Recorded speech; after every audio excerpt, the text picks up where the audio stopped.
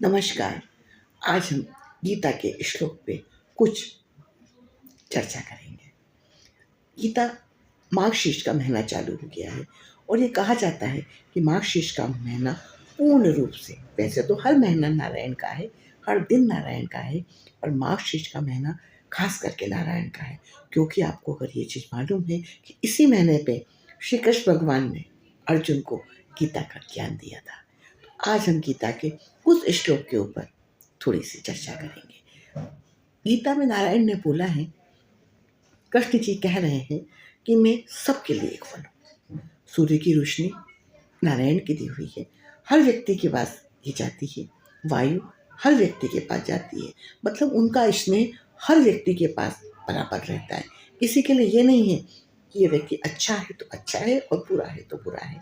अब बात यह आती है कि अच्छे और बुरे में अगर अंतर नहीं होगा तो व्यक्ति अच्छाई करेगा ही क्यों। अब यहाँ नारायण कहते हैं कि अगर व्यक्ति अच्छा है तो मुझे अच्छे को अच्छा फल देना मेरे कर्म के अंदर। कान्हा कह रहे हैं, जैसे किसी साहूकार के पास 1 लाख रुपए रख दिए जाए और उसको ये बोला जाए कि ये आपको सबको देना है, तो वो सबको देगा। उसके पास अच्छा व्यक्ति आएगा तो भी देगा और बुरा व्यक्ति आएगा तो भी देगा। ठीक इसी प्रकार नारायण ने बोला है, कोई भी व्यक्ति आएगा मैं सबसे इक्वल स्नेह करूँगा। अब फर्क ये बनता है कि अगर कोई व्यक्ति अच्छा आचरण करेगा तो कृष्ण जी ने वो भी कहा है कि अगर कोई अच्छा आचरण करेगा तो उसको अच्छा फल मिलेगा, बुरा आचरण करेगा बुरा फल मिलेगा।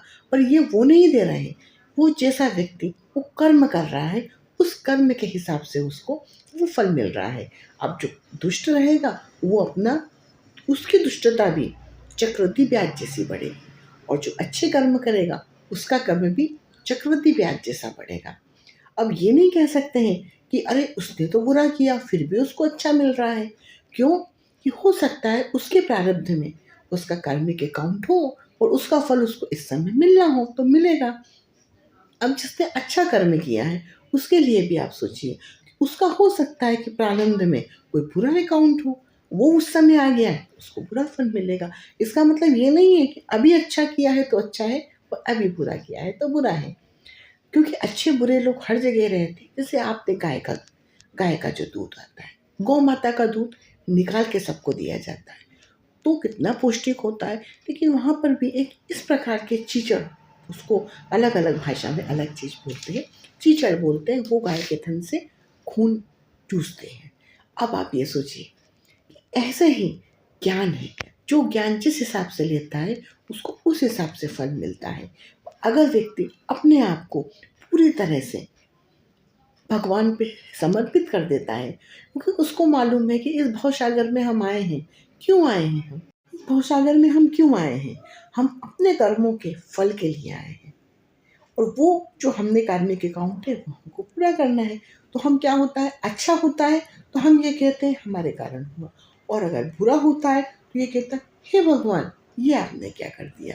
तो गीता के सार के अंदर सबसे पहले यही है, कर्म करते जाओ, फल की इच्छा मत करो। क्योंकि आप तो कई जन्मों की यात्रा करके आ रहे हो ना, अभी कर्म करोगे अभी फल मिल जाएगा। पर हाँ ये जरूर है, अगर आपने मेहनत करी है, अगर आपने ईमानदारी से जीवन जिया है, आपके जीवन के अंदर कितनी भी परेशानी आएंगी, कोई भी पुराना कर्म होगा, उसके लिए भगवान की हाथ हमेशा आपके सर पे रहेगा।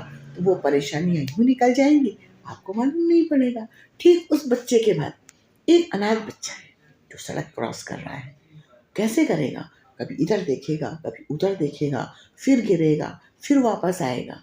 और एक वो बच्चा है जिसने अपने दोनों हाथ भगवान की उंगली में दे रखे हैं, कि ये मान के चलिए कि वो उसके माता पिता के साथ चल रहा है, माता पिता ने उसकी उंगली को पकड़ रखा है, वो बसता हंसता कैसे क्रॉस करेगा, हंसता हुआ करेगा। यही वो है, यही गीता में कृष्ण कह रहे हैं कि मेरे ऊपर भरोसा करके तो देखो, पर मेरे सिद्धांतों को मानना भी जरूरी है, मान कर तो देखो, जीवन खुशहाल हो जाएगा। ये गीता का श्लोक का अर्थ मैंने आपको बताया है। अगर अच्छा लगे तो लाइक शेयर एंड कमेंट जरूर करिएगा। जय श्री कृष्ण, राधे कृष्ण, नमो भगवती वासुदेवाय। कल एक नए श्लोक के साथ आऊंगी।